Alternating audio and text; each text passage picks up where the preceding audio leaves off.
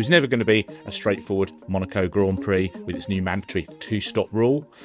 It led to accusations of manipulating racing, comparisons to Mario Kart, and even arguments between team principals.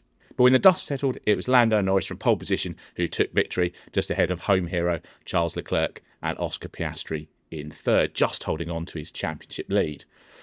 Now, here to make sense of all the action and drama in the studio is our news editor, Ed Hardy, and our business correspondent, Mark Mann-Bryans. Fresh back from Monaco, how are you doing? You still with us? I'm doing well. Yeah, I'm doing okay. No yacht parties for me, so it was okay. Okay, yeah, well, some of the yachts look absolutely amazing on the wide angles on the TV. And Ed, how are you doing? Now, obviously, you were at Alton Park over the weekend, but obviously you're on the news desk as well, getting a load of stuff from F1. So yeah, spinning lots of plates. Yeah, not quite as glamorous as Monaco, but still good fun. Yep, juggling everything as per. But one of my favourite weekends of the year, Monaco. So yeah, it was good to watch it. Well, it has to be someone's favourite weekend. Yeah, so we can get into that then, can't we? So, well, let's talk about Lando Norris's win first, Mark. I mean, he's been under pressure, hasn't he, recently? Those little mistakes in qualifying that's just given Max Verstappen and Oscar Piastri the edge at various weekends. Then we come to one of the weekends where if you make a mistake, that is where you're most punished, and he was absolutely amazing. Lap record in qualifying, really did the job. So have we been a little bit too harsh with our criticism, do you think? No, I don't think so. I also think he's harshest critic, isn't he? That's something that's been cropped up a few times this year, just how harsh he's been on himself. But he knew qualifying was his main issue. You look at the races he's had, and I know he's made mistakes in races as well, but qualifying's been his main weakness so far this year.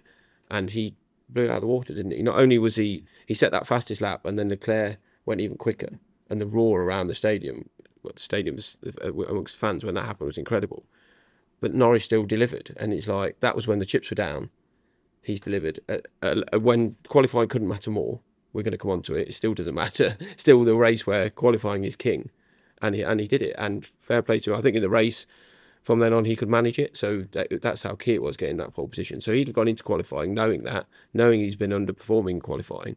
Yeah, he's put all that behind him and delivered a lap that, you know, as you said, could stand for quite a while as the lap record around Monaco. Yeah, and I think, we'll come to Leclerc later on, but to out-qualify Leclerc around Monaco is something else. I mean, he put it on pole, Ferrari on pole, even when the Ferrari hasn't been very good. So absolutely. Always a threat, isn't he? But I mean, we've got to talk about the big story of the race, really, because it's not Lando winning in a way, is it? It's the way that the mandated pit stops, the two mandated pit stops, the impact it had on the race. We had Carlos Sainz accusing Sport of manipulating the results. Slightly ironic, given that he was involved as one of the teams that did that. Alex Albon apologised to the fans. Max Verstappen suggesting throwing bananas like the Mario Kart games. So we should get into that, really. So Ed, did the two-stopper make the race more interesting? It made it more intriguing. Not sure if it made it better, though. Because, yeah, throughout the whole race, the Monaco's always a race of strategy, so you're always working out who's going to come out on top in terms of the pit stops and whatnot. So throughout the race, you're just working out, basically just trying to work out who's done the required amount of stops and who still needs to do whatnot. Didn't work, no. Just look at George Russell cutting the chicane. It's there's not really any other solution, because they are just trying to manufacture an entertaining race there. And if you have to manufacture something to make it fun, I think you just need to accept that it's not going to happen, really. Well, Mark, I'm going to put it to you. Do you think they should keep the rule? Do you think they will keep the rule for next year? Do you think they'll change it? It didn't really work, did it? It was different, as Ed says. It definitely wasn't the bore fest in the way that last year's race was, but it's also a bit random, and we could have ended up with a really skewed result as well if you'd had a safety car or a red flag at the wrong moment. So we kind of got away with that one a little bit, but it wasn't a great spectacle, was it? Not at all. I think, weirdly, it was before the race was the best spectacle, when everyone was talking about strategy and what people might do, and that's never good, is it, when you're saying the spectacle was before the race starts? So we have the qualifying on the Saturday, which Monaco is basically they should give the points out of qualifying essentially. Then it was all conversation about, well, what's Ollie Behrman going to do from the back of the grid? What's Yuki Tsunoda going to do? He's missed out in qualifying. Essentially, the option was pit first or wait. A few of those came in early. You think, oh, here we go, this could be quite interesting. The second Liam Lawson starts holding up and building that train, the race is basically cancelled, isn't it? The race becomes nothing but a procession. Alex Albon called it a peloton. I think that was actually a really good way of putting it. Yeah, especially as they then were swapping around afterwards, both Williams and Racing Bulls. I think what summed it up for me was that we were in the Toto Wolff session afterwards, and I said to him, like, a couple of days ago, you sat with James Vowles at the press conference, you had your arm around him and you were joking. I assume tonight you want to give him a little clip round the ear instead. And he went into his pocket, he got his phone. scrolled through and he said, "Oh, during the race, I got a text from James Vowles and just said, oh, I'm sorry." That sums it up, really, isn't it? It's apologising to another team principal for doing something on the track, which no one wants to see. You can't blame the teams for doing it, but no, that's not racing, is it? That's just not Formula One racing. No, absolutely. Well, I'm going to ask you both this question then. So, well, there's two parts to it. One is, should we be going to Monaco at all? We've kind of asked that before, but we asked it before we could see what would happen with the two-stop. And if we are going to stay at Monaco, what would your solutions be? I know Martin Brundle suggested keep the two-stop, but give them windows that they had to stop in. I suspect that probably doesn't really help you. I can kind of see where he's coming from, but I don't think it solves the problem. Is it a solvable problem? No, I don't think the two-stop window thing works, because anything technical with the car, you've got a box outside of that window. It kind of instantly would skew that that solution, wouldn't it? For me, if Monaco stays on the calendar, you've got to just basically admit you've got a 23 race season. And then we happen to go to Monaco for a weekend and have a nice weekend. Well, Ed, what about George Russell's suggestion of let's have 2 days of qualifying? He didn't get a shot on Saturday, and that's one of the reasons he cut the chicane, wasn't it? I'd like to enjoy a few laps of Monaco, not driving around at GP2 or Formula 2 pace. So should they just have qualifying on Saturday, qualifying on the Sunday, and then pack up and go to Spain or wherever? No. Easier said than done that. But, yeah, I don't think Martin Brundle's suggestion work, because like one of the reasons for bringing in two-stop is try and create different strategies, and if you're telling them all to just pit in the same window, then it sort of just goes back to the problem we had before. But you can't just drop Monaco from the calendar at all, like in the same way you wouldn't drop Wimbledon from the tennis schedule. And so you've just got to accept, like Mark said, that yes, the race isn't going to be the best entertainment in the world. I mean, sometimes the race still delivers somewhat, sometimes there's still drama, but qualifying is still, it's the best quality of the year, and it's a Grand Prix weekend, not just a Sunday. And so if you were to ask me, oh, do I get really excited for qualifying and get China? The answer would be no. Whereas the Monaco qualifying over the past weekend was just so brilliant, and it provided entertainment across the weekend. So yeah, like Mark said, you just got to accept that the race is never going to be good, but you just can't drop it altogether. I think the only way you could do it is something completely radical, make it an outlier where there's completely different rules and regulations for the Monaco weekend, and they're just not going to do that, are they? It'd be, whether it becomes a time trial or something silly like that, or you manipulate it completely so it becomes a completely standalone race. I don't think you can really change the track.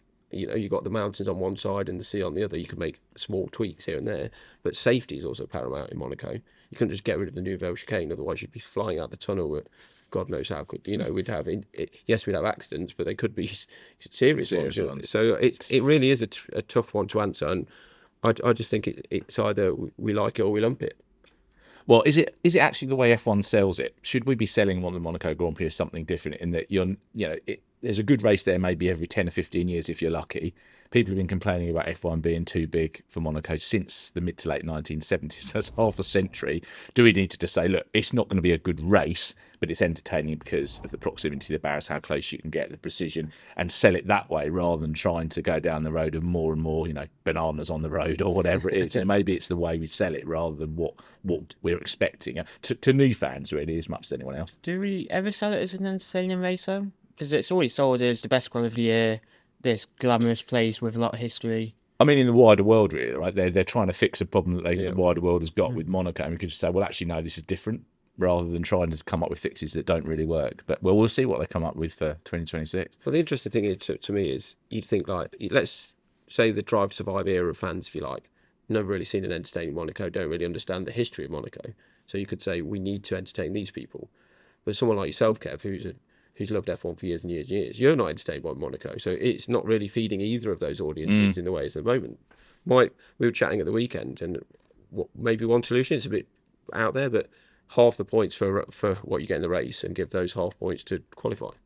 So you're actually getting points for qualifying, but then something still matters in the race. Although you're still going to get around the problem of the race itself, like sprint the race. But sprint race. Oh my goodness. Let's move on before we come up with something really crazy.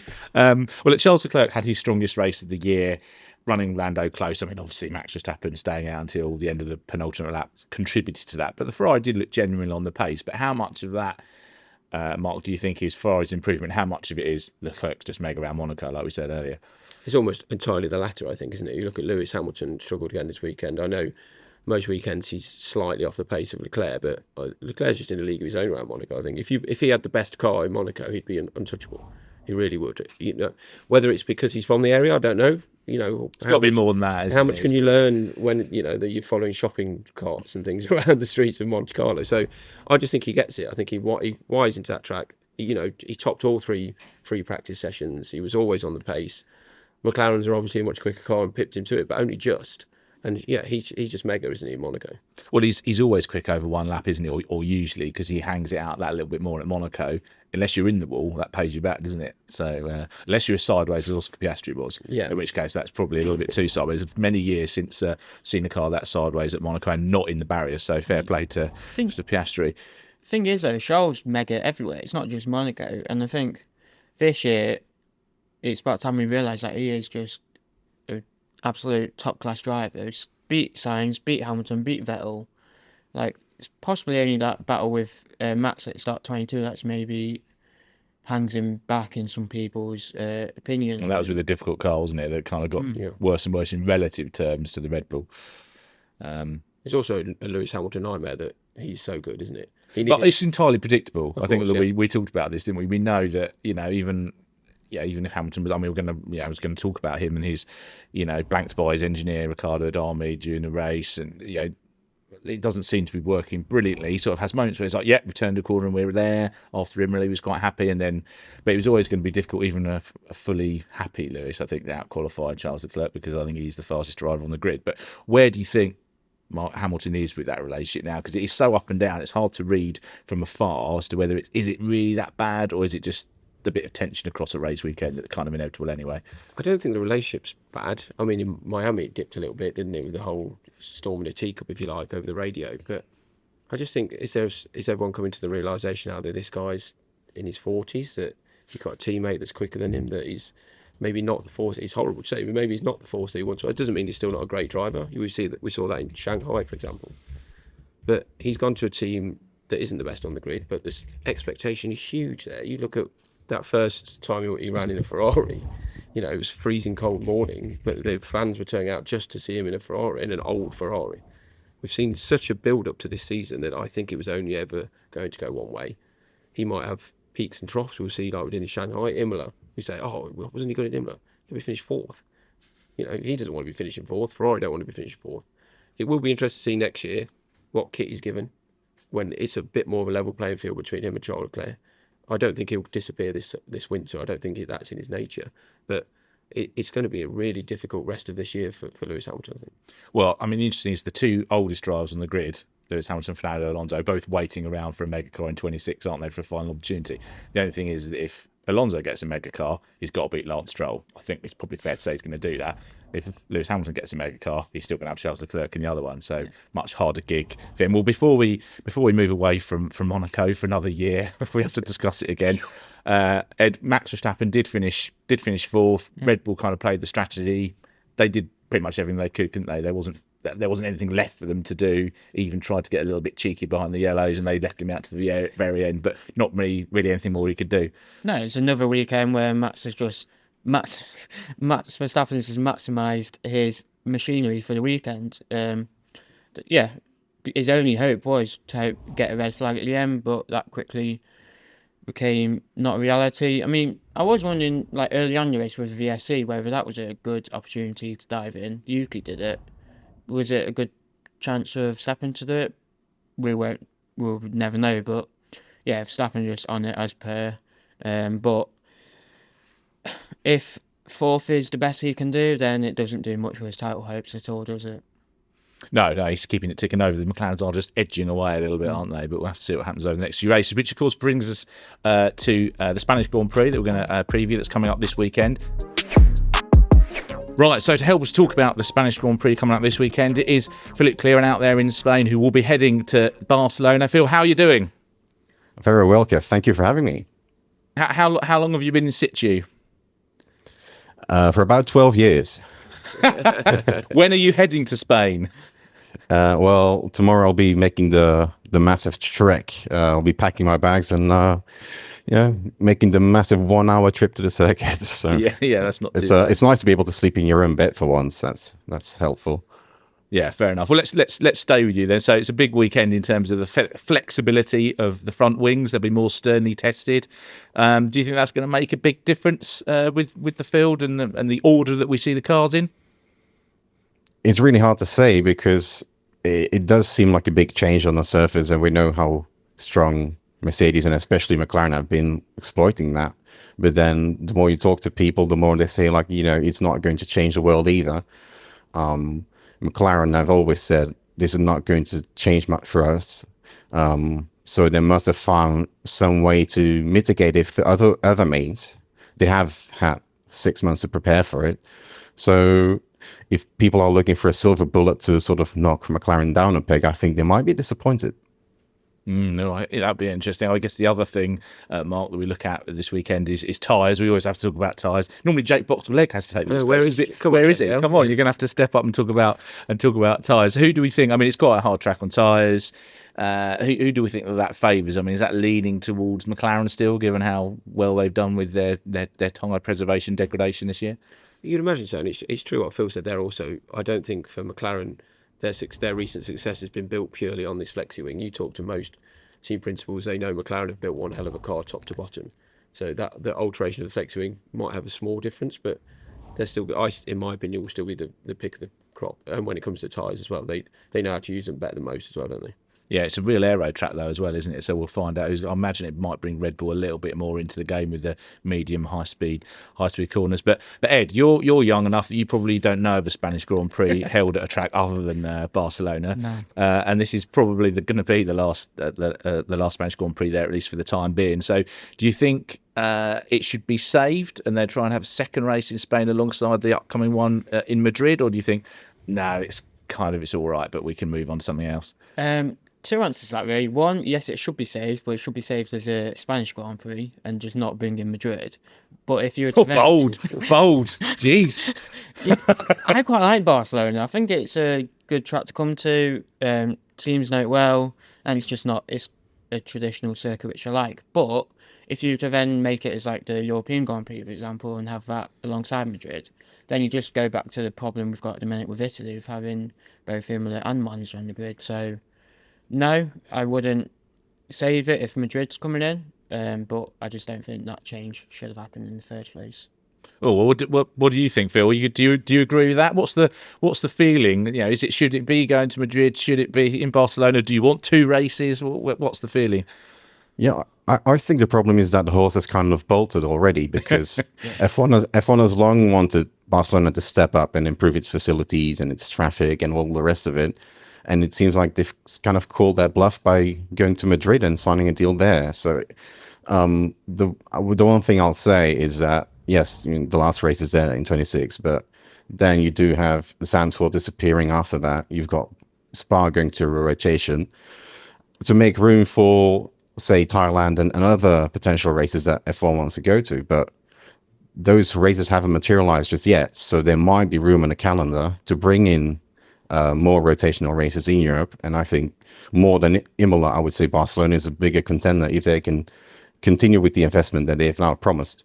It's going to be on standby, isn't it, essentially, I think, for the next few years, just for those races that might not come off. That'd be the one you'd imagine, like Phil said, and for his commute. But yeah, it would. That's what he's hoping for. It would make a lot more sense. This is personal. It would make a lot more sense for that to be almost a standby race for if these new tracks don't deliver in time. Yeah, it's sort of more suitable for F1 than, say, Imola, isn't it, really? Which is sort of brought in odd circumstances where we've had Barcelona since its first Spanish Grand Prix 1991 with the Senna Mansfield down the straight moment that everyone remembers. Okay, well, I'm going to put you all on the spot now before we finish. Who's going to win the Spanish Grand Prix? Oscar Piastri. Lando Norris. Phil? Well, I'll go with Max Verstappen then. Oh, well, there you go. Oh, well, we're sat massively on the... Well, in that case, I was going to say Verstappen. I'm going to say Charles Leclerc, and then we've got the four main things. That'll be some weird, crazy rain race where Liam Lawson ends up winning racing. Well, you predicted Yuki in Monaco, so maybe go for Liam Lawson. Yeah, well, he did when he did that early start. I thought, do you know what, I could be in here, but then of course the racing bulls, as you said, rather removed anyone that was back. They just got further and further back, didn't they? You know, we had Mercedes being lapped and all sorts of weird things happening. But we weren't going to talk about Monaco. Sorry. Leave it till 2026. Well, that's just about all for now for our Monaco review and Spanish preview. Be sure to keep up to date with all the action across the weekend on allsport.com.